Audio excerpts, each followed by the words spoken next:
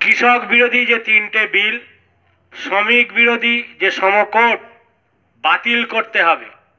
Corona পরিস্থিতিতে মানুষের যে অস্বাভাবিক পরিস্থিতি, মানুষের কাজ নেই, মজুরের হাতে টাকা নেই, সাধারণ মানুষ খুবই দুর্দশায় আছে।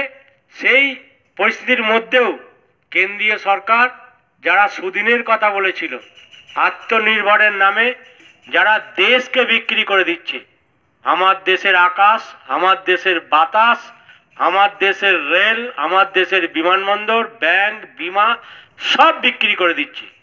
আবার সেই পরিস্থিতির মধ্যেই তারা এই বিল গায়ের জোরে রাজ্যসভায় মার্শাল দিয়ে বিরোধীদের বার করে তারা এই বিল পাস করেছে। এবং এই বিলের বিরুদ্ধে আজকে দেশ জুড়ে গর্জে উঠেছে মানুষ। সে উত্তরপ্রদেশের কৃষক, হরিয়ানার কৃষক, মহারাষ্ট্রের কৃষক, বাংলার কৃষক, সবাই ক্ষতিগ্রস্ত হবে।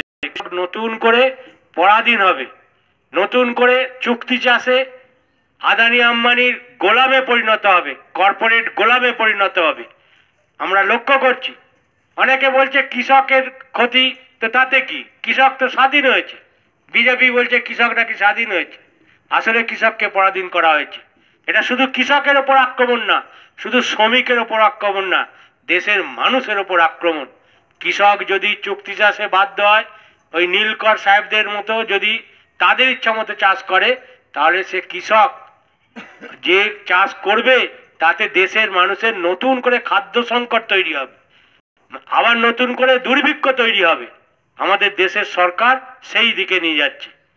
ক্ষেত মজুরের কাজ নেই, শ্রমিকের কাজ নেই, জিনিসপত্রের মূল্যবৃদ্ধি হু করে বাড়ছে। পণ্য আইন বাতিলের ফলে মজুতদাররা অবাধে মজুত করছে, আর সে পণ্য আইন বাতিলের